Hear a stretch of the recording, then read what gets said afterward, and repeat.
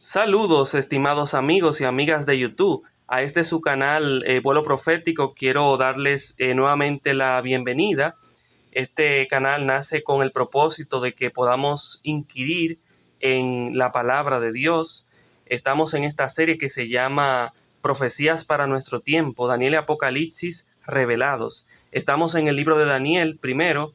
Hemos visto ya el capítulo 2 y el capítulo 7. Ahora vamos a ver Daniel capítulo 8 y pueden ver en pantalla el tema que vamos ahora a estar desarrollando: el santuario, el cuerno pequeño y la profecía de las 2300 tardes y mañanas. Me gustaría, como siempre, invitarles para que podamos tener una oración a fin de que Dios pueda ser el que sea el maestro, sea el que muestre la verdad, porque debemos dejarnos guiar por el Espíritu de Dios para que Él sea el que pueda ayudarnos a comprender estas cosas, porque si Dios fue el que inspiró la palabra a través de su Espíritu, entonces el Espíritu que va a dar la interpretación, la explicación. Así que vamos a orar para que Dios pueda ser el maestro. Oremos. Querido Padre Celestial, muchas gracias, Señor, por esta oportunidad que usted me permite para poder presentar este mensaje de su palabra. Quiero orar en este momento para que usted me pueda usar con el poder de su Espíritu, para que sea usted el que hable a través de mí y que también usted pueda bendecir a las personas que están viendo este video o que lo verán, para que también sus vidas puedan ser tocadas y bendecidas. En el nombre de Jesús. Amén. El santuario, el cuerno pequeño y la profecía de las 2300 tardes y mañanas, Daniel 8, es el tema que vamos a estar viendo. Y pueden ver en la imagen cómo se muestra la figura como de una persona, como un sumo sacerdote que está ante el arca del pacto, y entre los dos querubines está como una luz. Eso viene representando la Chequiná o la gloria de Dios. Y hay como dos animales también, como un macho cabrío y un carnero. También está la figura del Vaticano y de un cuerno pequeño que crece, que está ahí, como lo pueden ver. Entonces todo eso lo podemos ver en Daniel capítulo 8 y eso lo vamos a estar viendo ahora. Vamos a leer primero el capítulo, vamos a leerlo para entonces poder entrar de lleno con la explicación, con el desarrollo de este tema. Vamos a leer entonces Daniel capítulo 8. Daniel capítulo 8 habla acerca de la visión del carnero y del macho cabrío. Ese es lo primero que se ve en esa visión de Daniel capítulo 8. Y bueno, nos empieza a decir el versículo 1 de la siguiente manera: en el año tercero del reinado del rey Belsasar, me apareció una visión a mí, Daniel, después de aquella que me había aparecido antes. Me detengo aquí porque la visión que Daniel había tenido antes es la visión del capítulo 7, donde Daniel ve 4 bestias diferentes la una de la otra. Entonces también la cuarta bestia tiene una particularidad porque tiene 10 cuernos y un cuerno pequeño que derriba a 3. Entonces luego se habla de una escena de juicio. Se juzga al cuerno pequeño y entonces se da también el reino a los santos del Altísimo. Esa es la visión del capítulo 7. Ahora vamos a ver la visión del capítulo 8. Vamos a ver que la visión del capítulo 8 y la del capítulo 7 tiene una similitud. Se cambian los símbolos, pero básicamente habla acerca de lo mismo, solamente que aquí se añaden algunos datos adicionales que nos permiten a nosotros seguir comprendiendo mucho más esta profecía, esta visión que Dios quiere que comprendamos para nuestro tiempo. Nos sigue diciendo ahora el versículo 2. Vi en visión y cuando la vi yo estaba en Súsano, nos dice Daniel, que es la capital del reino en la provincia de Elán. Vi pues en visión estando junto al río Ulaí. Alcé los ojos y miré, y aquí un carnero que estaba delante del río y tenía 2 cuernos, y aunque los cuernos eran altos, uno era más alto que el otro, y el más alto creció después. Vi que el carnero hería con los cuernos al poniente, al norte y al sur, y que ninguna bestia podía parar delante de él, ni había quien escapase de su poder, y hacía conforme a su voluntad y se engrandecía. Mientras yo consideraba esto, he aquí un macho cabrío venía del lado del poniente, sobre la faz de toda la tierra, sin tocar tierra, y aquel macho cabrío tenía un cuerno notable entre sus ojos, y vino hasta el carnero de 2 cuernos que yo había visto en la ribera del río, y corrió contra él con la furia de su fuerza. Y lo vi que llegó junto al carnero, y se levantó contra él, y lo hirió, y le quebró sus 2 cuernos, y el carnero no tenía fuerzas para pararse delante de él, lo derribó, por tanto, en tierra, y lo pisoteó, y no hubo quien librase al carnero de su poder. Y el macho cabrío se engrandeció sobremanera, pero estando en su mayor fuerza, aquel gran cuerno fue quebrado, y en su lugar salieron otros 4 cuernos notables hacia los 4 vientos del cielo, y de uno de ellos salió un cuerno pequeño que creció mucho hacia el sur, al oriente y hacia la tierra gloriosa, y se engrandeció hasta el ejército del cielo, y parte del ejército y de las estrellas echó por tierra y las pisoteó.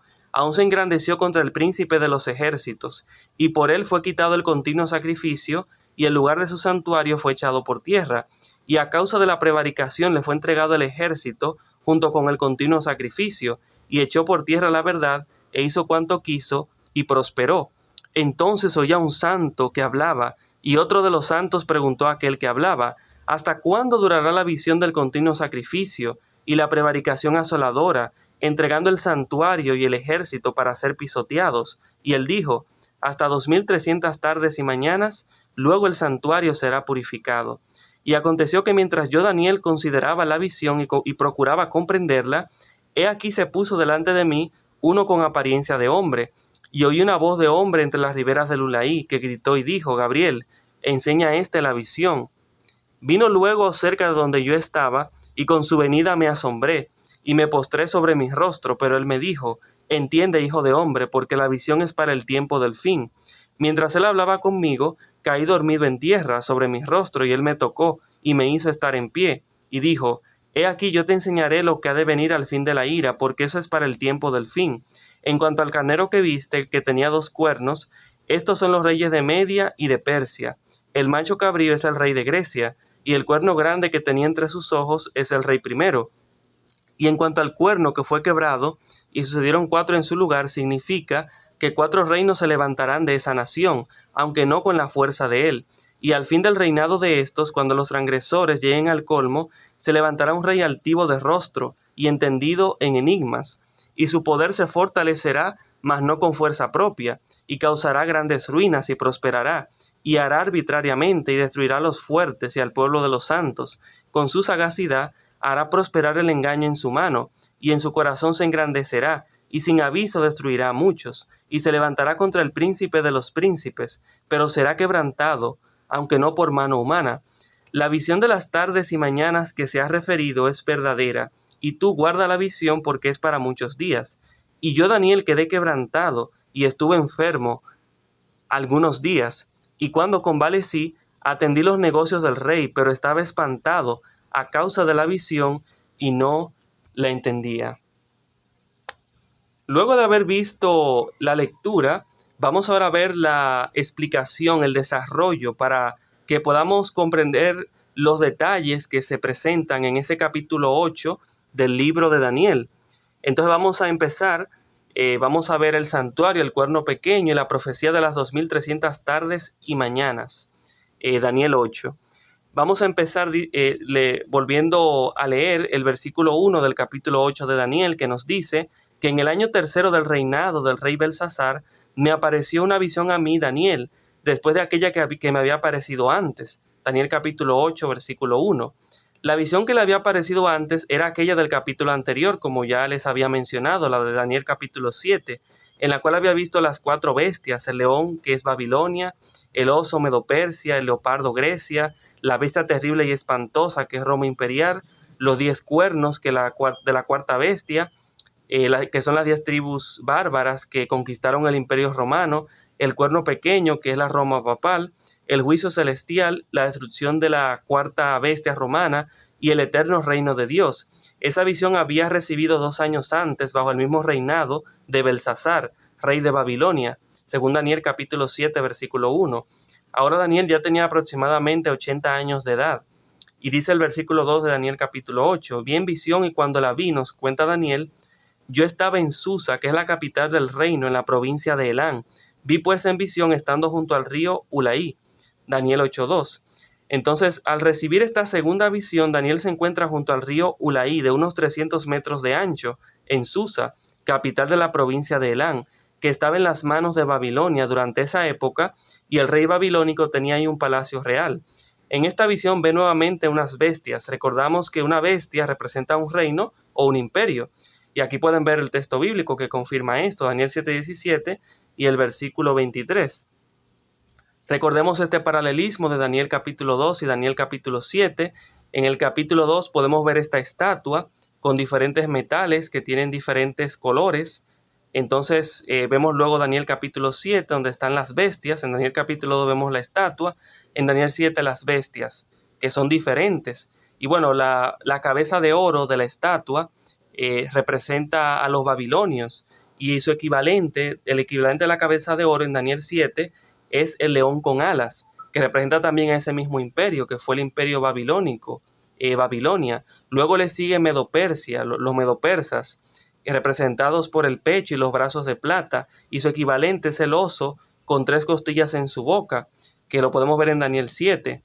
Grecia luego está representado por el vientre de bronce, y su equivalente es el leopardo con 4 cabezas y 4 alas. La Roma imperial es representada por las piernas de hierro, y su equivalente es la bestia terrible y espantosa que tiene estos cuernos, los 10 cuernos. Y también está ahí mismo la parte de los pies, que es la Roma papal, y los 10 reinos bárbaros por la parte de los dedos. Entonces eso lo podemos ver en los cuernos. Entonces se trata de una misma bestia, la Roma imperial y la Roma papal, solamente que la Roma imperial cambió a la Roma papal, se le añade el elemento religioso. Entonces eso es lo que podemos ver en Daniel capítulo 2 y Daniel capítulo 7.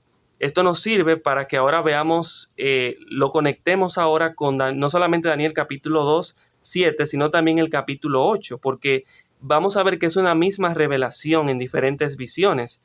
Y la idea clave es que Dios repite y amplíe el mensaje para que sea entendido, confirmado y fortalecido. En Daniel 2 vemos la estatua, los reinos. Una imagen muestra la sucesión de reinos hasta el establecimiento del reino de Dios. En Daniel 7 vemos las bestias, que es el mismo mensaje. 4 bestias representan los mismos reinos, ahora vistos como potencias que se levantan del mar. En Daniel 8 vemos el carnero ahora y el cuerno. Ese es el detalle. La historia se enfoca en 2 de esos reinos, en Medopersia, el carnero, y Grecia, el macho cabrío, y muestran cómo surge un cuerno pequeño que habla contra Dios y contra su pueblo. Y si retrocedo, ustedes pueden ver aquí, voy a resaltarlo, lo voy a, con este puntero ustedes pueden ver, aquí está Medopersa y aquí está Grecia, Medopersa y Grecia. Entonces, luego está la Roma imperial y la Roma papal. Solamente que aquí, si vuelvo, se menciona a Medopersia otra vez, pero como el carnero, Grecia como el cabrío. Y luego entonces, en vez de las piernas de hierro o de la bestia terrible y espantosa, solamente se muestra el cuerno pequeño para referirse a Roma en sus 2 fases, en la Roma imperial y la Roma papal. Entonces pueden ver que se trata de una misma visión, solamente que se utilizan diferentes símbolos en lo que se refiere al carnero, con el carnero y también con el macho cabrío, pero el mismo símbolo del cuerno pequeño aparece también en Daniel capítulo 7. Solamente también, claro, que la bestia terrible y espantosa no se menciona como tal en Daniel capítulo 8, sino que el cuerno pequeño cumple esas 2 fases, como la Roma imperial y la Roma papal. Entonces ahora vemos este paralelismo. Los 3 capítulos hablan de los mismos reinos en el mismo orden. Usan símbolos diferentes, pero con el mismo significado. Además, cabe mencionar que Daniel 2 da el panorama general, Daniel 7 confirma y Daniel 8 amplía detalles específicos, como estaremos viendo. El propósito es el mismo, revelar que Dios tiene el control de la historia y que su reino prevalecerá, para recordar que una verdad repetida es una verdad confirmada. Daniel 2, 7 y 8 se complementan y nos dan certeza. Dios revela, dirige y cumple su plan eterno. Ahora, algo interesante que podemos ver aquí es el juicio investigador y las 2300 tardes y mañanas. Claro, primero en Daniel capítulo 2 solamente se menciona el reino eterno de Dios que será establecido. Ahora, en Daniel capítulo 7 se menciona primero el juicio en el cielo, en el contexto claro del cuerno pequeño. Hay luego un juicio en el cielo, y luego entonces al final del juicio es que el reino es dado a los santos del Altísimo. Y claro, en Daniel 8, en vez de hablarse del juicio, que es primero y después va el reino.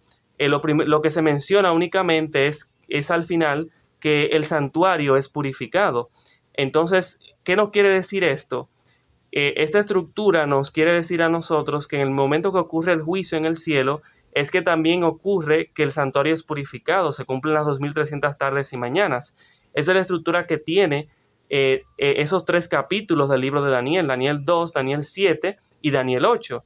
Daniel 2 menciona los reinos que van a existir, luego se menciona el reino de Dios. Daniel 7 menciona los reinos representados con bestias, y luego entonces se menciona el juicio y entonces el reino es dado al pueblo de los santos del Altísimo. Daniel 8 al final menciona es las 2300 tardes y mañanas y el santuario es purificado. Entonces esto ocurre en el momento del juicio, porque en Daniel 7 se ocurre primero el juicio y luego el reino es dado a los santos del Altísimo, pero en Daniel 8 solamente se menciona al final las 2300 tardes y mañanas y no se menciona luego el reino de Dios. Entonces eso quiere decir lo que ya les he dicho, de que el juicio ocurre en el momento también cuando ocurre que las 2300 tardes y mañanas el santuario será purificado. Ahora, es importante que podamos ver las etapas del juicio en la Biblia, según la comprensión adventista, que es la comprensión bíblica que estamos viendo, como pueden ver en pantalla. Vemos que primero ocurre el juicio investigador, que fue el juicio que comenzó, como vimos en el capítulo anterior, cuando Jesús, representado como el Hijo del Hombre, va hacia el anciano de días y se le da el reino. Entonces, en ese momento, cuando el anciano de días se sienta y los libros son abiertos, en Daniel 7, ahí es cuando ocurre el juicio investigador, desde 1844 hasta la segunda venida de Jesús. Entonces comienza con el ministerio de Jesús en el santuario celestial. Se investigan los casos de todos los que han vivido, se decide quiénes están en Cristo y quiénes no, y se basa en la vida y en la fe de cada persona. Y pueden ver los textos bíblicos, Daniel 8:14, 7:9 al 10, Hebreos 8 del 1 al 2, Primera de Pedro 4:17. Y luego la segunda etapa del juicio, la Biblia nos dice que, bueno, en Daniel 7, que cuando termine el juicio, entonces el reino va a ser dado a los santos del Altísimo. Eso hace referencia a la segunda venida de Cristo, que ahí se recibiremos el reino, el pueblo de Dios. Entonces ahí va a haber un juicio también en la segunda venida de Jesús, al regreso de Cristo. Cristo va a venir y se va a llevar a su pueblo. Los justos son resucitados o transformados, los impíos son destruidos. Se confirma el resultado del juicio investigador, y ahí pueden ver los textos bíblicos, primera de Tesalonicenses 4, 16 al 17, segunda de Tesalonicenses capítulo 1, versículos 7 hasta el 10, Juan 5, 28 al 29. Y bueno, luego de que Cristo haya venido a la tierra y se haya llevado a su pueblo, el pueblo de Dios ha recibido el reino en el cielo, entonces comienza en el cielo un juicio, se llama el juicio en el milenio, de comprobación en el cielo. Dura 1000 años, por eso es milenio, el juicio en el milenio.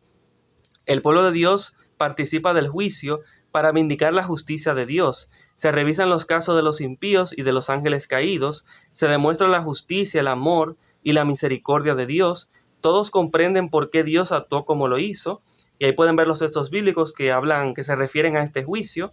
Primera de Corintios capítulo 6, versículo 2 hasta el 3, Apocalipsis 24, Job capítulo 27, versículo 11, Salmo 145, versículo 17. Y bueno, finalmente cuando el juicio después del milenio, al final de los 1000 años, los impíos van a ser juzgados y finalmente destruidos con Satanás. Se va a ejecutar la sentencia final. Los malos son resucitados, juzgados y reciben su castigo. Satanás y sus ángeles son destruidos para siempre. Eso lo podemos confirmar en Apocalipsis 20, 11 al 15, Apocalipsis 21, 8 y Malaquías 4, 1. Entonces podemos ver que Dios es justo en todos sus juicios. Cada etapa revela más claramente su carácter de amor, su justicia perfecta y su deseo de salvar. Al final, todo ser inteligente reconocerá que Dios siempre ha obrado con justicia y verdad. Y lo podemos ver esto en Salmos 9, 7 al 8, Deuteronomio 32, 4 y Apocalipsis 15, 3 al 4. Entonces, claro, estas son las etapas del juicio. Quise mostrarlo porque es bueno que podamos tener esta visión para que podamos comprender dónde nosotros estamos parados. Estamos todavía en el juicio investigador que comenzó en 1844. Estamos muy cerca de la segunda venida de Cristo y Cristo va a venir a juzgar la tierra. Y luego entonces va a comenzar el milenio, el juicio de comprobación en el cielo, y después de los 1000 años, entonces es que va a ser la parte ejecutiva final, el juicio final, podemos decir, después del milenio. Entonces, esto muestra la transparencia de Dios, la manera de cómo Dios está llevando el asunto para nuestra salvación y también para poder poner fin al mal. Muy bien, ahora vamos a ver el quiasmo, luego de haber visto las etapas del juicio, vamos a ver este quiasmo de Daniel 8 para que podamos ver la estructura. Ya leímos el capítulo 8, pero es bueno que comprendamos esto para que podamos entonces tener un mejor orden. El libro nos muestra un orden, entonces, como ustedes saben, Daniel y Apocalipsis, como vimos en la introducción de este tema, están inscritos en quiasmo. Entonces, en Daniel 8 podemos ver este quiasmo, podemos ver que en el A está la introducción, como vimos en Daniel capítulo 8, versículo 1 hasta el 2, B, el carnero, Daniel 8, versículo 3 al 4, C, interpretación, que es Grecia, de Grecia, hablando acerca de ese macho cabrío, Daniel 8, 20 al 22. Luego se repite la B otra vez, la interpretación de Medo-Persia, que es el carnero, Daniel 8, 20. Luego la A, la conclusión, la explicación, Daniel 8, 15 al 19 y 26 al 27. Y D, el cuerno pequeño más los 2300 días, Daniel capítulo 8, versículo 9 hasta el 14. Entonces, este es el quiasmo que podemos ver en Daniel capítulo 8. Bueno, ahora vamos a comenzar entonces a ir viendo la visión, vamos a ir desarrollándola, explicándola por partes. Vamos a ver primero que lo primero que se menciona es el carnero, que sabemos ya que es Medo-Persia. Nos dice Daniel capítulo 8, versículo 3. Alcé los ojos y miré, y aquí un carnero que estaba delante del río y tenía 2 cuernos, y aunque los cuernos eran altos, uno era más alto que el otro, y el más alto creció después. A partir del versículo 16, este capítulo entra en escena el ángel Gabriel que explica a Daniel la visión. Eso nos facilita la comprensión inmediatamente. Acerca del carnero con sus 2 cuernos, él explica: en cuanto al carnero que viste, que tenía 2 cuernos, estos son los reyes de Media y de Persia. Daniel 8:20. Entonces los 2 cuernos representan a los medos y a los persas, y la bestia, el carnero, que los incluye a ambos en su alianza, representa al imperio medo-persa. Este versículo que presenta al imperio medo-persa por tercera vez nos añade nuevos detalles históricos. Recuerde que la alianza medo-persa, en la imagen de metales, en la visión de Daniel capítulo 2, versículo 32, era representado por el pecho y los brazos de plata. En esta primera visión, Dios solo nos enseñó el hecho de que era una alianza de 2 poderes, los 2 brazos. Cuando Dios presenta la alianza medo-persa por segunda vez, en la visión de Daniel 7:5, mediante el oso que se alzaba de un costado más que del otro, se nos añadió el conocimiento que dentro de la alianza había uno más poderoso que el otro. Este mismo detalle se repite en esta tercera visión acerca de Medo-Persia, cuando se nos dice que aunque los cuernos eran altos, uno era más alto que el otro, pero ahora se nos añade el detalle que el más alto creció después. Sabemos que el pueblo más importante de la alianza medo-persa eran los persas. Es por eso que más adelante los medos pierden en importancia y se pierden en la historia y ya solo se habla de Persia. Pero inicialmente los medos eran más poderosos. Es por eso que después de conquistar el reino de Babilonia, se nos dice que Darío de Media tomó el reino. Y pueden ver que eso se encuentra en Daniel capítulo 6, versículo 31. Recién más tarde le tocó el reino a Ciro, el persa, Daniel 6, 28. Pues el más alto, el cuerno persa, creció después. Nos sigue diciendo Daniel: vi que el carnero hería con los cuernos al poniente, al norte y al sur, y que ninguna bestia podía parar delante de él, ni había quien escapase de su poder, y hacía conforme a su voluntad y se engrandecía. Daniel 8:4. También este versículo nos añade en la repetición profética detalles adicionales.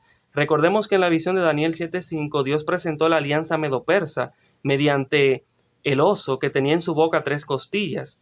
Esas 3 costillas eran 3 naciones que conquistó: Babilonia, Lidia y Egipto. Ahora se nos añade el conocimiento geográfico de las conquistas de los medopersas. Los persas vinieron desde el este, oriente, y conquistaron al poniente, o sea, el oeste, occidente, Babilonia, norte, Lidia, sur, Egipto. Además pueden ver en la imagen las conquistas medopersas los tres grandes pueblos sometidos. Lidia fue conquistada en el 547 a.C., Egipto conquistado en el 525 a.C., Babilonia conquistada en el 539 a.C. Entonces las fechas corresponden aproximadamente al reinado de Ciro II el Grande, del 559 hasta el 530 a.C. Entonces también pueden ver dónde estaba cerca también el imperio medo-persa. Entonces es muy interesante ver cómo esto se confirma con la historia, que esto fue así. Ahora vamos a ver el macho cabrío, que es Grecia. Nos dice Daniel: mientras yo consideraba esto, he aquí un macho cabrío venía del lado del poniente, sobre la faz de toda la tierra, sin tocar tierra, y aquel macho cabrío tenía un cuerno notable entre sus ojos. Daniel 8:5. Nuevamente la explicación del ángel Gabriel nos facilita la comprensión inmediatamente. Acerca del macho cabrío con su cuerno notable, explica: el macho cabrío es el rey de Grecia, y el cuerno grande que tenía entre sus ojos es el rey primero. Daniel 8:21. Entonces el macho cabrío representa al imperio de Grecia, y su cuerno notable grande es el rey primero del imperio griego, es decir, Alejandro Magno. Y aquí pueden ver esta figura donde se muestra como en una pintura de Alejandro Magno montado en un caballo. En esos tiempos, al parecer, cuando hacían grandes batallas o para mostrar a esos reyes o gobernantes, hacían esas pinturas. En este caso pareciera como que está mostrando una de las batallas, de esa manera se podía presentar. Ahora, vamos a ver ahora que se muestra estas monedas. Esta es una de las monedas de uno de los generales de Alejandro, de Lisimaco. La razón por la cual presento estas monedas es porque vimos que el macho cabrío tiene unos cuernos. Entonces esta moneda, como pueden ver, esta moneda de uno de los generales de Alejandro, esta es la figura de Alejandro en esta moneda de Lisimaco, que fue uno de los generales de Alejandro. Entonces, en esta moneda la presento porque es interesante cómo la figura de Alejandro tiene este cuerno. Si ustedes investigan, se van a dar cuenta que las monedas de Alejandro y de sus generales tenían, las imágenes eran, claro, de Alejandro y tenían cuernos. ¿Por qué? Porque, bueno, vimos cómo, y es muy interesante porque vemos cómo el rey primero, que es el cuerno notable que tiene el macho cabrío, entonces vemos cómo en la moneda aparece ese cuerno que tiene Alejandro. Entonces también es interesante porque los cuatro generales de Alejandro son representados también con cuatro cuernos, que son sus cuatro reinos, ellos mismos, los cuatro generales. Entonces es interesante porque en las monedas que tenían los generales, como ya les dije, las figuras que tenían las monedas, las caras de Alejandro, tenían también cuernos, como ya les he dicho. Entonces es muy interesante eso, como tanto, la Biblia no dice las cosas por decirlas, las dice porque, claro, hay algo que realmente está presente en esas naciones, en esos pueblos. En este caso Grecia, que es el reino que estamos viendo ahora, representado como el macho cabrío. Y claro, los cuernos también. Entonces esto es muy interesante. Ahora vamos a seguir viendo más cosas. Al decir que el macho cabrío venía sin tocar tierra, nos da a entender que prácticamente volaba. Recuerde que cuando Dios presentó a Grecia por segunda vez en la visión de Daniel 7:6, mediante un leopardo con cuatro alas de ave en sus espaldas. Aquí también nos daba a entender que el leopardo, Grecia, volaba simbólicamente, haciendo alusión a la incomparable y única velocidad y rapidez de sus conquistas, ya que tan solo 12 años conquistó el vasto imperio griego. Pues nos dice aquí Daniel lo siguiente: y vino hasta el carnero de dos cuernos que yo había visto en la ribera del río, y corrió contra él con la furia de su fuerza. Y lo vi que llegó junto al carnero y se levantó contra él y lo hirió, y le quebró sus dos cuernos. Y el carnero no tenía fuerzas para pararse delante de él, lo derribó, por tanto, en tierra, y lo pisoteó, y no hubo quien librase al carnero de su poder. Daniel capítulo 8, versículos 6 al 7. Entonces el macho cabrío, que sabemos que es Grecia, atacó y derrotó al carnero Medo-Persia. Grecia conquistó a los medo-persas y su territorio. El hecho que Daniel haya visto esta visión estando junto a un río quizás insinúa el hecho de que Alejandro Magno derrotó a Darío a orillas del río Granico en el 334 a.C. Vamos a seguir entonces viendo más cosas. Nos sigue diciendo la Biblia, y el macho cabrío se engrandeció sobremanera, pero estando en su mayor fuerza, aquel gran cuerno fue quebrado, y en su lugar salieron otros 4 cuernos notables hacia los 4 vientos del cielo. Daniel 8:8. La profecía dice que el cuerno grande fue quebrado estando en su mayor fuerza. Aquí describe la muerte de Alejandro Magno, después de haber conquistado el vasto imperio griego. Murió a sus 33 años, cuando el hombre es considerado maduro y en la fuerza de su juventud. Además, el versículo nos presenta la subdivisión del imperio tras su muerte. Recuerde que Dios ya había revelado este detalle en la visión de Daniel 7:6, mediante el leopardo con 4 cabezas, dando a entender que el leopardo, Grecia, iba a ser dividido en 4 partes. Los 4 generales que se impusieron en la lucha de poder tras la muerte de Alejandro Magno, después del asesinato de sus descendientes, dividiendo el reino en 4 partes, fueron Casandro, Ptolomeo, Lisimaco y Seleuco. Pero sus reinos fragmentados no tenían la fuerza del vasto imperio griego que Alejandro había creado, como lo explica el ángel Gabriel. Y en cuanto al carnero que fue quebrado y sucedieron 4 en su lugar, significa que 4 reinos se levantarán de esa nación, aunque no con la fuerza de él. Daniel 8:22. Y aquí pueden ver entonces los 4 cuernos, que son los 4 reinos, los 4 generales de Alejandro, que se dividieron el imperio. En Europa vemos que estaba ubicado Casandro, y también Lisimaco. Entonces, en Asia, en Asia estaba entonces ubicado Seleuco, y entonces Ptolomeo estaba en África, entre África y Asia. Entonces vemos cómo estos 4 generales se dividieron el imperio, porque como ya hemos visto, Alejandro no dejó descendiente. Entonces, esto confirma también lo que nos dice la palabra de Dios, porque dice que esos 4 reinos se iban a levantar de esa nación, pero no con la fuerza del cuerno que fue quebrado, que ese cuerno que fue quebrado representa a Alejandro Magno, que no dejó descendiente. Ahora vamos a ver Daniel 7:8, el cuerno pequeño, la misma bestia, el papado. Daniel 7:8, Daniel 7:19 al 25 y Daniel 8:9 al 13 nos habla acerca de este mismo poder del cuerno pequeño. Estuvimos viendo en el capítulo anterior cómo se habla acerca del cuerno pequeño. Yo les había dicho que el cuerno pequeño es el papado, el Vaticano. Les dije que en esta ocasión, en este capítulo, iba a explicar acerca del cuerno pequeño. Entonces quiero ahora dedicar este tiempo para que podamos ver el cuerno pequeño que se menciona en Daniel capítulo 7 y en Daniel capítulo 8. Vamos a ver que se trata de la misma bestia, que es el papado. Entonces vamos a estar viendo eso. Entonces vamos a recordar los textos que se encuentran en Daniel 7, que nos hablan acerca de este cuerno pequeño. Nos dice: mientras yo contemplaba los cuernos, he aquí que otro cuerno pequeño salía entre ellos, y delante de él fueron arrancados 3 cuernos de los primeros. Y aquí que este cuerno tenía ojos como de hombre y una boca que hablaba grandes cosas. Daniel 7:8. Entonces tuve deseo de saber la verdad acerca de la 4 bestia, que era tan diferente de todas las otras, espantosa en gran manera, que tenía dientes de hierro y uñas de bronce, que devoraba y desmenuzaba, y las obras hollaba con sus pies. Asimismo acerca de los 10 cuernos que tenía en su cabeza, y del otro que le había salido, delante del cual habían caído 3. Y este mismo cuerno tenía ojos y boca que hablaba grandes cosas, y parecía más grande que sus compañeros. Y veía yo que este cuerno hacía guerra contra los santos y los vencía. Daniel 7:19 al 21. Dijo así: la 4 bestia será un 4 reino en la tierra, el cual será diferente de todos los otros reinos, y a toda la tierra devorará, trillará y despedazará. Y los 10 cuernos significan que de aquel reino se levantarán 10 reyes, y tras ellos se levantará otro, el cual será diferente de los primeros, y a 3 reyes derribará, y hablará palabras contra el Altísimo, y a los santos del Altísimo quebrantará, y pensará en cambiar los tiempos y la ley, y serán entregados en su mano hasta tiempo y tiempos y medio tiempo. Daniel 7:23 al 25.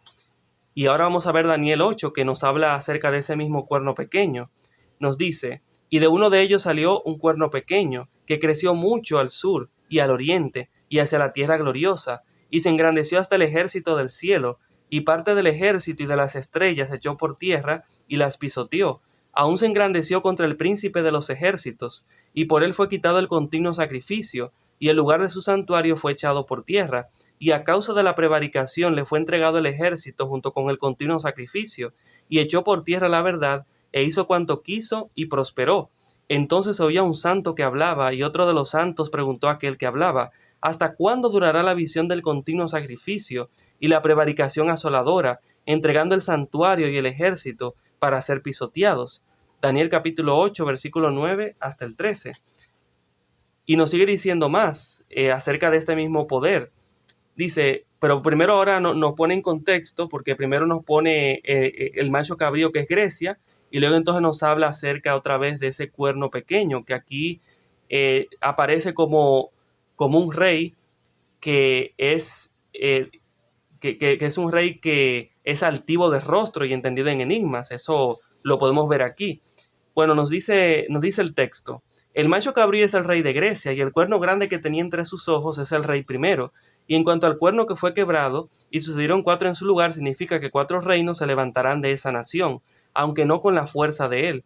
Y al fin del reinado de estos, cuando los transgresores lleguen al colmo, se levantará un rey altivo de rostro, que sabemos ya que es el cuerno pequeño, porque después de Grecia, después del macho cabrío, se menciona el cuerno pequeño, y entendido en enigmas, y su poder se fortalecerá, mas no con fuerza propia, y causará grandes ruinas, y prosperará, y hará arbitrariamente, y destruirá a los fuertes y al pueblo de los santos. Con su sagacidad hará prosperar el engaño en su mano, y en su corazón se engrandecerá, y sin aviso destruirá a muchos, y se levantará contra el príncipe de los príncipes, pero será quebrantado, aunque no por mano humana. Y eso lo podemos ver en Daniel capítulo 8, versículo 21 al 25. Muy bien, vamos a seguir viendo ahora más cosas. Vamos a ver ahora las características del cuerno pequeño que se cumplen en la Roma papal, el Vaticano, el papado.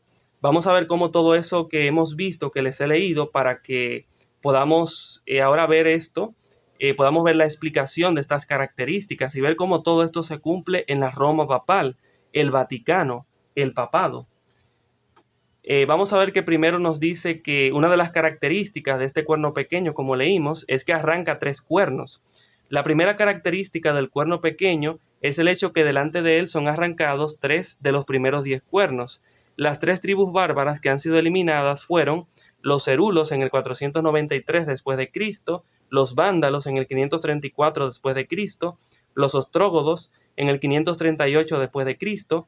Han sido destruidas por medio de guerras santas, promovidas por 2 emperadores católicos, Zenón y Justiniano, del Imperio Romano Oriental, para liberar al obispo de Roma y a los católicos del antiguo Imperio Romano Occidental, de la mano de estas tribus arrianas, que no se sometieron al obispo de Roma. Cabe mencionar que esto es historia. Estamos siguiendo la escuela historicista, que es la correcta para poder comprender el libro de Daniel. Entonces, estos 3 reinos o tribus bárbaras, los cerulos, los vándalos y los ostrógodos, eso está en la historia. Esos 3 reinos cayeron, y entonces se nos dice la profecía que entonces se levantaría el cuerno pequeño. Y así fue, porque cuando cayeron los ostrógodos en el 538, aquí lo pueden ver en Wikipedia, pueden buscarlo. Aquí aparece que el papado quedó libre de la autoridad de los ostrógodos, que fue en el 538, después de que el general bizantino Belisario reconquistara Roma y restaurara la autoridad del imperio bizantino sobre la ciudad. Entonces, al quedar libre de la autoridad de los ostrógodos, ahí cae el último de los reinos bárbaros o tribus bárbaras. Entonces ahí se levanta ese cuerno pequeño, el papado. Entonces vemos cómo cumple la primera de las características. La segunda es que tiene un tiempo definido de 3 tiempos y medio.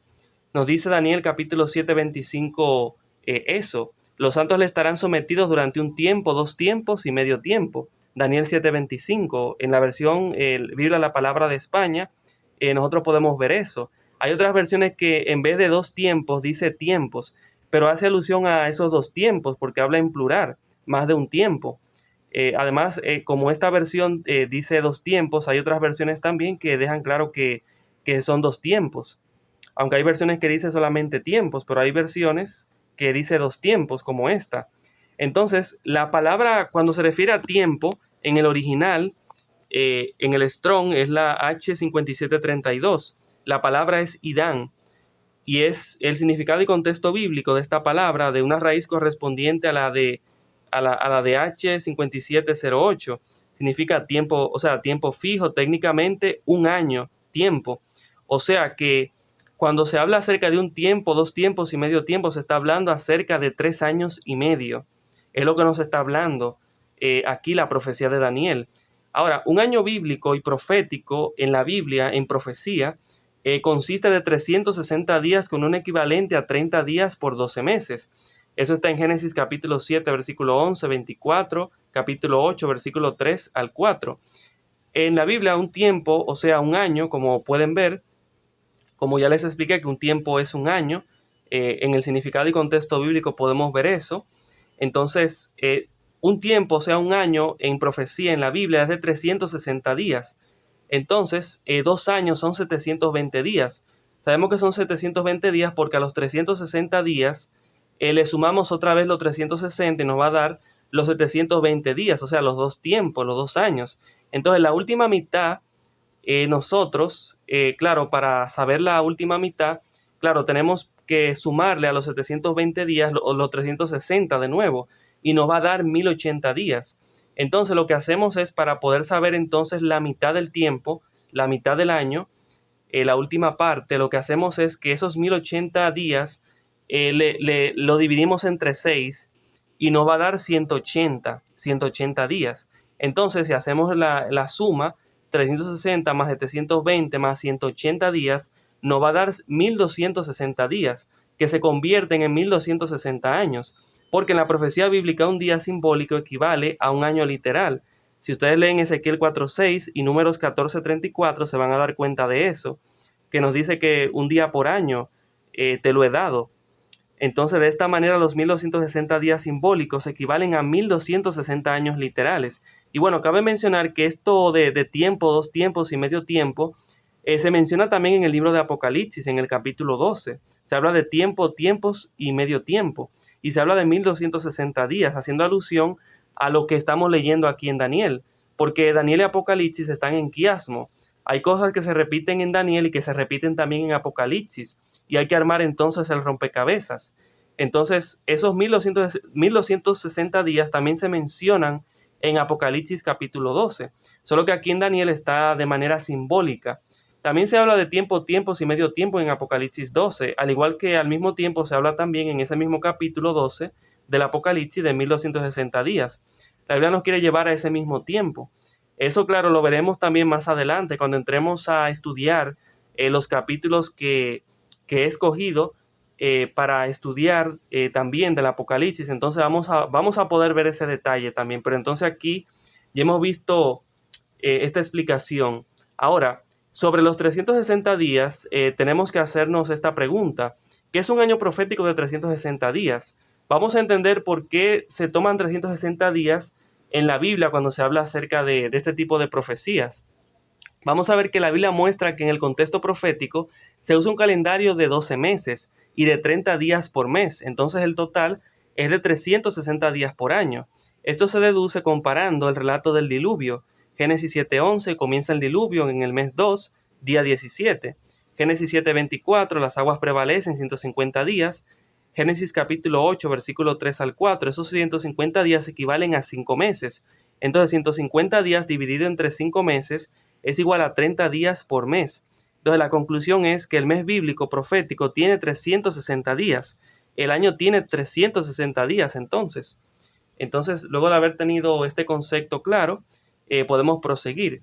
Ahora, el papado tiene un tiempo predeterminado por Dios en su primera fase de 1260 años, como ya hemos visto. En el año 538, cuando fue arrancado el tercer cuerno opositor, que vimos que fueron los ostrógodos, es el momento del inicio de este tiempo profético, pues en ese año comenzó la soberanía papal en Europa, ya que las otras 7 tribus bárbaras se sometieron a la autoridad religiosa y política del obispo de Roma, que para ese entonces ya se llamaba Papa. Ahora, ¿qué ocurrió en el año 1798 que puso fin al poder temporal del papado en el Vaticano de Roma, tras los 1260 años proféticos?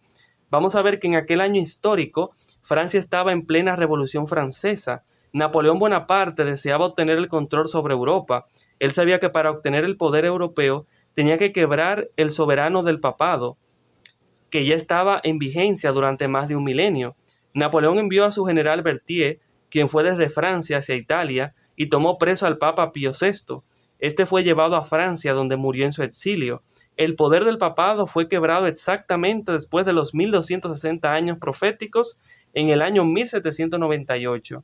El libro La historia de Juan Pablo II, el Vaticano, el papado, editorial Ausou, en la página 122 lo expresa así. En 1798, cuando se produce la ocupación de Roma por los franceses, el Papa es detenido en su exilio, conducido a Briancón y luego a Valencia. Muere prisionero a orillas del Ródano. Y aquí pueden ver entonces, si buscan en Wikipedia, la enciclopedia libre, si buscan el año 1798 se van a dar cuenta de ese detalle, como el 10 de febrero, el general francés Louis Alexandre Berthier toma cautivo al Papa Pío VI, acabando con su supremacía, cumpliendo una antigua profecía bíblica. Es interesante que ponen que cumpliendo una antigua profecía bíblica, es muy, muy interesante que ponen eso. Entonces vemos cómo se cumple la profecía de manera clara. Se puede corroborar fácilmente. Y aquí pueden ver esta línea de tiempo que muestra la herida mortal del papado según la comprensión adventista, que es la comprensión bíblica, porque estamos viendo lo que dice la Biblia y lo estamos comparando con los hechos que la historia nos está mostrando que han sido así. Entonces hacemos el cálculo profético desde 1798 hasta el 538, nos va a dar 1260 años. Entonces es un periodo profético de poder, conflicto y cumplimiento.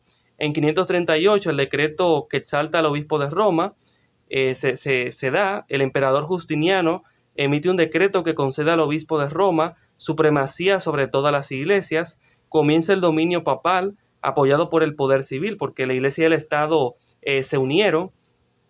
En el 756, Pipino el Breve dona territorios al papado, se establecen los estados pontificios, el papado fortalece su poder temporal y espiritual, uniendo la autoridad religiosa con el dominio político. En el 1075, el papado alcanza su supremacía, con Gregorio VII se afirma la autoridad papal sobre reyes y gobiernos, el papado domina la conciencia y la política de la Edad Media. En 1517 ocurre la Reforma Protestante. Martín Lutero publica las 95 tesis denunciando los abusos papales, se desafía la autoridad del papado y se proclama la justificación por la fe. Entonces luego está la herida mortal, que el general francés Berthier, como ya hemos visto, bajo órdenes de Napoleón, toma prisionero al Papa Pío VI y lo lleva a Francia. El papado pierde su poder temporal. Según Apocalipsis 13:3, una de sus cabezas recibe una herida mortal, porque cabe mencionar que la bestia que se menciona en Daniel capítulo 7, que es el mismo cuerno pequeño que estamos estudiando, es la misma que aparece en Apocalipsis capítulo 13.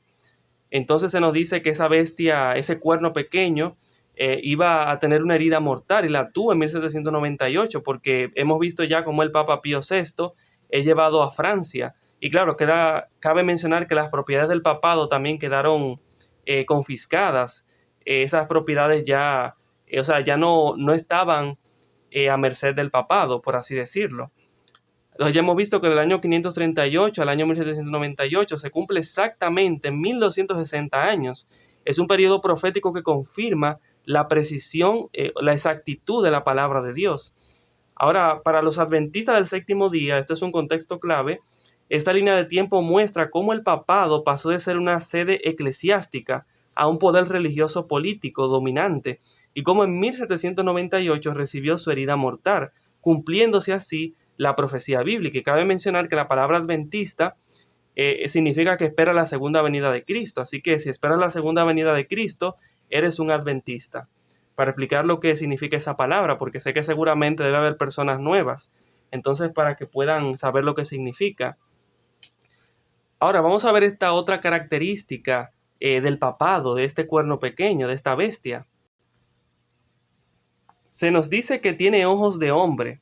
Los ojos permiten ver a gran distancia y tomar decisiones de antemano para dirigir el rumbo de las acciones y el camino a tomar. Los ojos son un símbolo de inteligencia, astucia y planificación.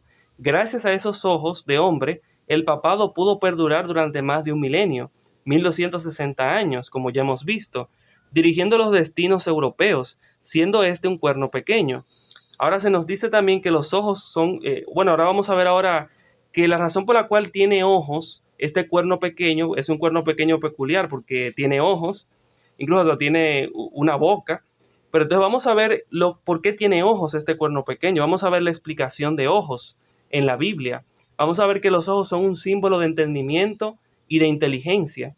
La Biblia usa los ojos no solo literalmente, sino como símbolo de discernimiento, conocimiento y sabiduría. Daniel 7:8 dice que este cuerno tenía ojos como de hombre.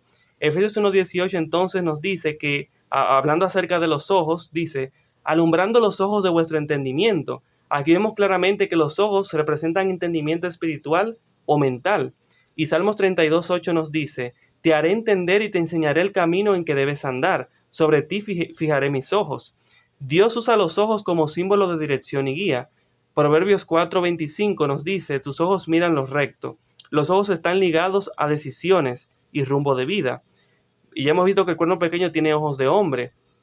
Entonces, esto indica que no es un poder bruto solamente, sino uno con inteligencia humana, estrategia, capacidad de liderazgo y de planificación. Luego de haber visto esta explicación, entonces ya podemos entender por qué este cuerno pequeño tiene ojos de hombre. Ahora vamos a ver otra característica de este cuerno pequeño. Sale de la cuarta bestia. Nos dice Daniel, entonces tuve deseo de saber la verdad acerca de la cuarta bestia y del otro cuerno que le había salido, delante del cual habían caído tres. Daniel 7:19-20. El cuerno pequeño sale de la cuarta bestia romana, igual que los 10 cuernos. Como pueden ver en la imagen, pueden ver la bestia y pueden ver el cuerno pequeño que tiene como ojos y boca. Ese es el cuerno pequeño. Entonces ese cuerno pequeño también es la bestia, porque forma parte de la bestia. Entonces eso es importante. Otra característica es que sale entre los 10 cuernos. Nos dice Daniel, mientras yo contemplaba los 10 cuernos, he aquí que otro cuerno pequeño salía entre ellos. Daniel 7:8. El Vaticano surgió geográficamente entre las 10 tribus bárbaras, en algún lugar del antiguo Imperio Romano Occidental. Esto se cumplió al surgir en la península italiana de Europa Occidental. Otra característica es que se levanta tras los 10 cuernos. Nos dice Daniel, y los 10 cuernos significan que de aquel reino se levantarán 10 reyes, y tras ellos se levantará otro, el cual será diferente de los primeros, y a 3 reyes derribará. Daniel 7:24. Esta característica nos muestra que el papado se levanta tras el establecimiento de las 10 tribus bárbaras en el Imperio Romano Occidental. Recordemos que las 10 tribus estaban establecidas en Roma Occidental, en 476 después de Cristo. Esto significa que el papado tiene que levantarse después de ese año, y efectivamente se levantó como poder supremo, después de haber arrancado las 3 tribus bárbaras en 538 después de Cristo.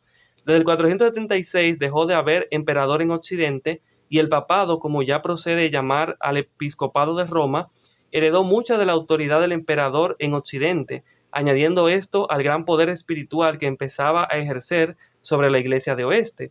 Y eso lo pueden ver en Historia del Mundo, en esta fuente, Historia del Mundo, Editorial Iberia, R. Flindley y W. N. Witch, páginas 314. Pueden ver que esto es historia, que esto no es un invento. Otra característica es que parece ser más grande que los demás, y parecía más grande que sus compañeros, Daniel 7:20. El Vaticano parece más grande, aunque es el país más pequeño del mundo, pero por ciertas causas parece más grande que los otros países europeos. El Vaticano aparece en el almanaque mundial como Estado europeo entre las demás naciones del mundo. Su nombre oficial es Santa Sede, Estado de la Ciudad del Vaticano. Tiene un área de 0,44 kilómetros cuadrados, es decir, 44 hectáreas de tamaño, y una población de 824 habitantes, según julio de 2008, que está esa encuesta. Su jefe de Estado es el Papa actual y su religión 100% católicos. Y claro, esa encuesta de julio de 2008 es para que podamos tener una idea de la cantidad de habitantes que hay en el papado, en el Vaticano, en ese país, en Italia.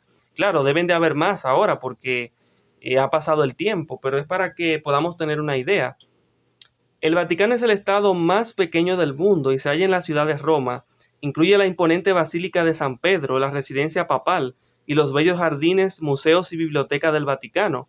Y bueno, eso está en Almanaque Mundial 2009, Editorial Continental, páginas 555 y 557. Aunque solo tiene un tamaño de 44 hectáreas, parece mucho más grande que las otras naciones europeas, por la impresionante influencia mundial que ejerce. Cuando el Papa llega a un lugar, es recibido por cientos de miles o millones, El Papa es a la vez el presidente o jefe de Estado del Vaticano y a la vez líder religioso de la Iglesia Católica Romana, con más de 1.000 millones de católicos en todo el mundo. Los papas son la perfecta mezcla de religión y política, de iglesia y Estado. Otra característica es que es diferente de los 10 cuernos. Nos dice la Biblia, y tras ellos se levantará otro, el cual será diferente de los primeros, y a 3 reyes derribará. Daniel 7:24. El papado vaticano es diferente a los demás países europeos que se desarrollaron de las tribus bárbaras, pues es una monarquía cuya cabeza es a la vez el líder religioso como también líder político en una y la misma persona. De esta manera, el papado o Vaticano es la unión perfecta entre Iglesia y Estado. Ningún otro país europeo tiene esta característica.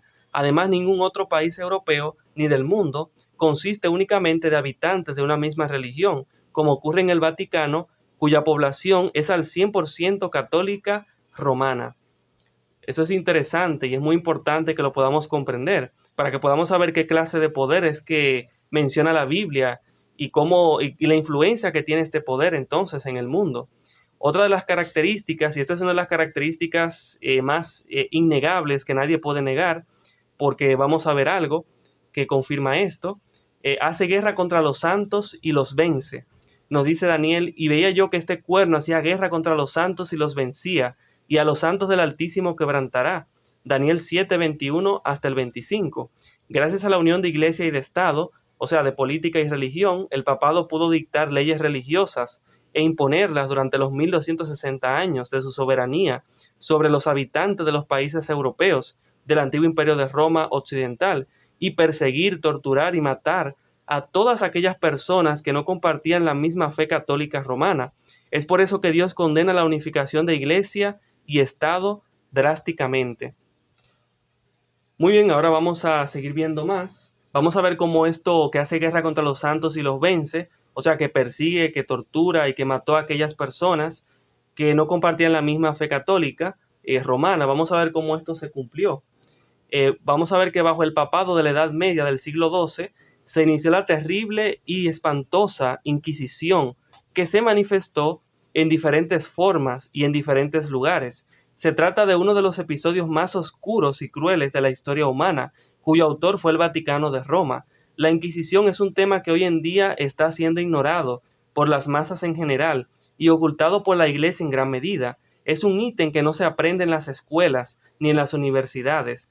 La Inquisición fue algo tan diabólico que difícilmente entre en la mente humana. Lo más sádico es que todos estos crímenes se hayan cometido en el nombre de Cristo. Y aquí pueden ver, yo estuve investigando acerca de la Inquisición.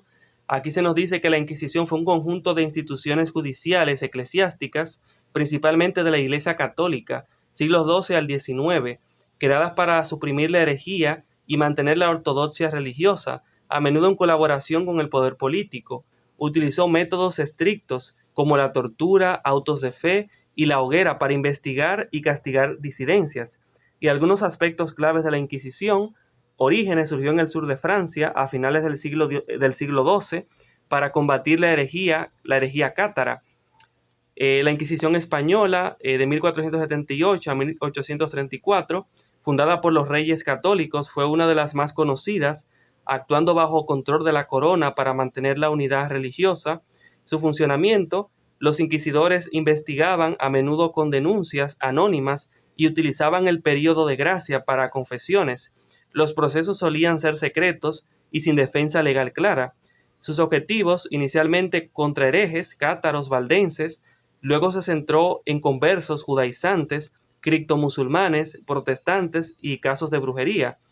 Claro, en este caso solamente nos estamos enfocando en lo que nos decía la profecía, que ataca a los santos del Altísimo. Es cierto que, como se nos dice aquí, que la Inquisición no solamente atacó, digamos, a los protestantes, a los valdenses, a los cátaros, sino que también atacó casos de brujería y también otros casos. Pero en este caso nos vamos a enfocar en el grupo que fue perseguido por el papado, en el sentido de que eran el pueblo de Dios, eran los santos que fueron perseguidos y que nos menciona la profecía de Daniel.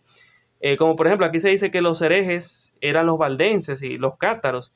Si ustedes investigan en Wikipedia, en un medio que fácilmente podemos investigar, le va a aparecer, por así decirlo, cosas malas. por ejemplo, acerca de los cátaros.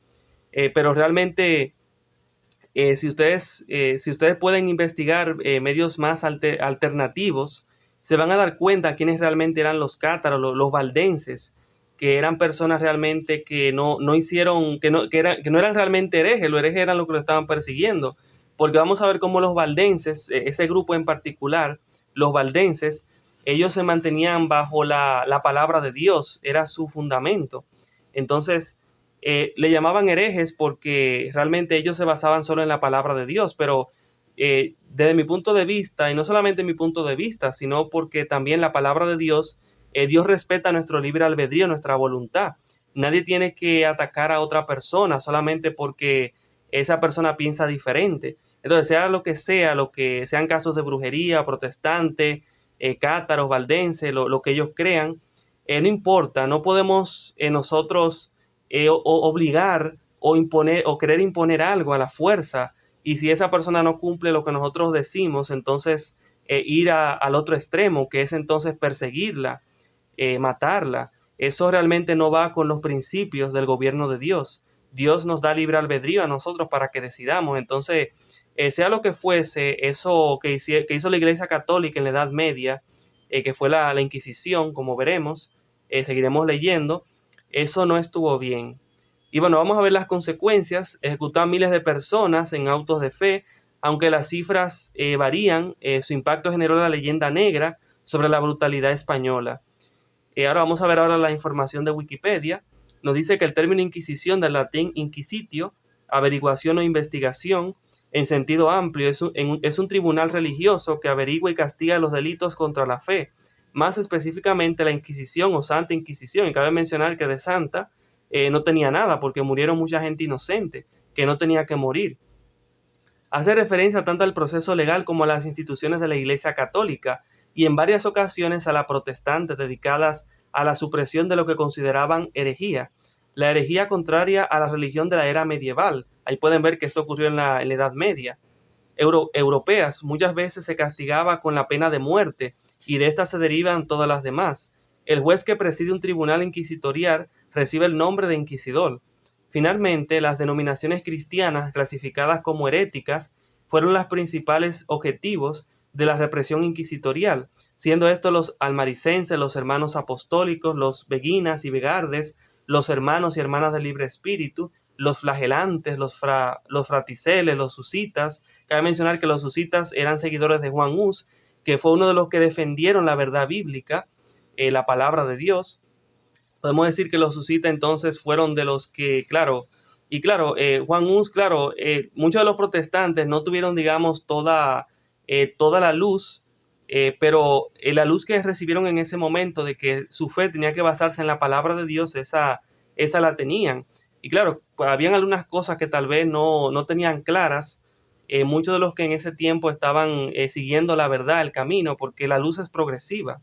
Bueno, nos sigue diciendo los joaquinitas, los cátaros, albiguenses, los lolardos, los valdenses. De los valdenses vamos a ver algo, porque vamos a ver que los valdenses fueron de esos santos del Altísimo, que nos decía la profecía que este poder a través de esta Inquisición, muchos de los valdenses fueron muertos por su fe, por la palabra de Dios, porque ellos se mantenían firmes a la fe de la iglesia primitiva que se basaba en la Biblia, la palabra de Dios.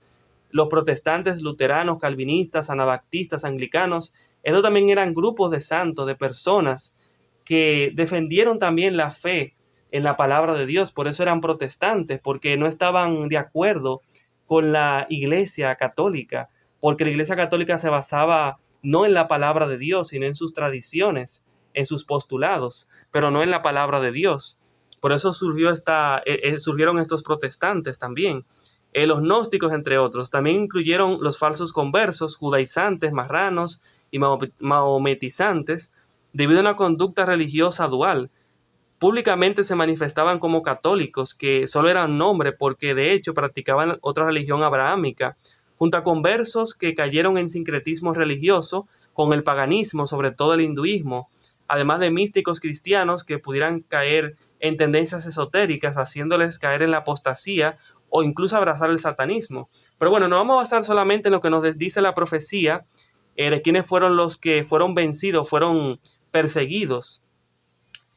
Vamos a ver entonces que fueron los valdenses, uno de estos grupos. Están los demás protestantes como los anabaptistas, los anglicanos, etcétera. Pero en este caso quiero que veamos a los valdenses porque fueron uno de estos grupos. Vamos a ver quiénes eran los valdenses. Yo le hice una pregunta a la inteligencia artificial. ¿Ocurrió la Inquisición en la Edad Media contra los valdenses? Y me dijo que sí, que la Inquisición sí actuó contra los valdenses durante la Edad Media. ¿Y quiénes eran los valdenses? Los valdenses fueron un movimiento cristiano que surgió en el siglo XII, fundado por Pedro Baldo en Lyon. Ellos predicaban la autoridad suprema de la Biblia, la pobreza evangélica, la predicación por laicos, una vida sencilla y fiel a Cristo. Estas ideas chocaban con la iglesia dominante de la época. ¿Qué ocurrió con los valdenses? Bueno, durante la Edad Media los valdenses fueron declarados herejes en el siglo XII, fueron perseguidos por la Inquisición, especialmente desde el siglo XIII. Muchos fueron encarcelados, torturados, ejecutados. Otros huyeron a regiones montañosas, especialmente en los Alpes, Italia y Francia, para sobrevivir. Uno de los momentos más duros fue la persecución sistemática en los Alpes, donde comunidades enteras fueron atacadas. O sea, que esto fue una barbaridad realmente, solamente porque ellos tenían un pensamiento diferente a lo que había en la iglesia católica en ese tiempo. Y las cosas no han cambiado en la iglesia católica, porque la iglesia católica, aunque tal vez no está persiguiendo en este tiempo, pero sigue manteniendo los mismos postulados que mantuvo en la Edad Media, porque Roma misma dice que no cambia. Y bueno, como les había dicho también, otro de los personajes de los protestantes que fueron perseguidos, como Lutero también, como Juan Hus, John Wesley, Juan Calvino, que eran protestantes de esas iglesias, de los luteranos, anglicana, etcétera. Esos también fueron perseguidos. Ellos estaban buscando la verdad en la palabra de Dios, de que debemos regirnos en lo que es la sola escritura, que fue uno de los principios también de la Reforma Protestante. Entonces, por eso la Iglesia Católica persiguió a estas personas, porque déjenme decirles que la Iglesia Católica está llena de muchas formas, todo es asombroso, todo lo exterior en la Iglesia Católica, pero realmente no hay un cristianismo auténtico, genuino, que se pueda ver que realmente el espíritu de la verdadera piedad, como estaba en la iglesia primitiva, porque los apóstoles, ellos no se basaban en las tradiciones de la iglesia, se basaban en la palabra de Dios. Entonces nuestra conciencia, como decía Lutero, debe estar cautiva solo a lo que está escrito, a la palabra de Dios, porque no tiene sentido hablar de cristianismo sin la palabra de Dios, porque el cristianismo viene por ahí, por la Biblia, por la palabra de Dios. Lo que creemos tiene que estar basado en un escrito está. Entonces vamos ahora a ver ahora algunos de los métodos de tortura que había en la Inquisición para que ustedes puedan ver lo terrible que fue este tiempo, cómo muchos de estos santos, como los valdenses, como ya hemos visto, cómo fueron torturados por esta Inquisición. Esto fue inhumano y como ya les dije, les leí, esto no, ustedes muy difícilmente lo puedan oír en las escuelas, en las universidades. Esto es algo que se oculta porque no se quiere saber, no se quiere decir la verdad, la Iglesia Católica, porque es un poder realmente que gobierna en este mundo, tiene una gran influencia. Pero qué bueno que se puede encontrar la información. Yo pude preguntarle también a la inteligencia artificial cuáles eran los métodos de tortura de la Inquisición. Uno de esos métodos era el potro, o sea, el estiramiento. La víctima era atada a una estructura de madera, se le estiraban las extremidades con cuerdas o rodillos. Esto provocaba dislocaciones y dolor intenso. Otra de los métodos de tortura era la tortura del agua, también llamada submarino o toca. Se introducía un paño en la boca del acusado y se vertía agua. Generaba sensación de ahogamiento similar a lo que hoy se conoce como waterboarding. La garrucha estrapada. La persona era atada por las manos detrás de la espalda, luego era elevada con una cuerda y dejada caer bruscamente. Esto causaba dislocaciones en hombros y brazos. Esto es una barbaridad realmente lo que ocurrió en la Edad Media, solamente porque esas personas pensaron diferente y se basaron en un escrito está. La silla de interrogatorio, silla con clavos o puntas metálicas, la víctima era obligada a sentarse a veces durante horas. Se podía combinar con fuego o presión. El aplastamiento, se colocaban pesos progresivos sobre el cuerpo, se usaba para forzar confesiones o castigar el silencio. Hierros calientes, aplicación de objetos al rojo vivo sobre la piel, provocaban quemaduras graves. Bueno, ya hemos visto entonces los métodos de tortura de la Inquisición. Esto fue algo realmente brutal, algo inhumano, algo cruel. Y esto muy difícilmente, como ya les dije, se puede oír, escuchar en las escuelas o las universidades que se diga. Es algo que se ha ignorado por mucho tiempo, en este tiempo, no se menciona. Lo que hizo la Iglesia Católica en la Edad Media es un crimen realmente de lesa humanidad, que no se puede perdonar, porque realmente muchas personas inocentes fueron castigadas de forma brutal, solamente porque pensaron diferente, como ya les he dicho. Y pensar diferente no quiere decir que, o sea, no quiere decir que una persona te tenga que obligar a ti a tú querer recibir su concepto, porque por ejemplo, yo les estoy presentando este tema, pero yo no les estoy obligando a que ustedes acepten lo que yo les estoy presentando. Cada persona es libre de aceptar la verdad o el error. Es como por ejemplo en Génesis, en el capítulo 2, que vemos que Dios le dijo a Adán y Eva que ellos podían comer de todos los árboles en el jardín, pero que no podían comer del fruto prohibido, porque si lo hacían, de cierto morirían. Dios les puso las opciones a ellos. Si ellos comían de ese fruto, iban a morir, pero si no lo hacían, entonces iban a vivir. O sea, Dios nos da el libre albedrío, como ya les he mencionado. Bueno, vamos a ver ahora que, como ya hemos visto, hay que destacar que no fue solo el Papa que cometió esas barbaridades, fueron decenas de papas consecutivos que llevaron adelante la tal llamada Santa Inquisición, que de santa no tenía nada, como ya les he dicho, por lo que ya hemos visto, sistemáticamente persiguiendo, torturando y asesinando a millones de cristianos que tuvieron una fe diferente y fueron estigmatizados como herejes. Lo único santo de la Inquisición fueron los santos mártires que han sido asesinados. Pero gracias a Dios la Inquisición medieval no duró por siempre. La profecía predijo que perduraría durante aquel tiempo profético dado al poder papal, y a los santos del Altísimo quebrantará y serán entregados en su mano hasta tiempo y tiempos y medio tiempo, según Daniel 7:25. Durante 1260 años los santos del Altísimo fueron entregados en la mano del poder papal, pero al cabo de los simbólicos 3 tiempos y medio, en 1798, ese poder recibió su herida mortal cuando el general francés Berthier, enviado por Napoleón, tomó preso al Papa Pío VI.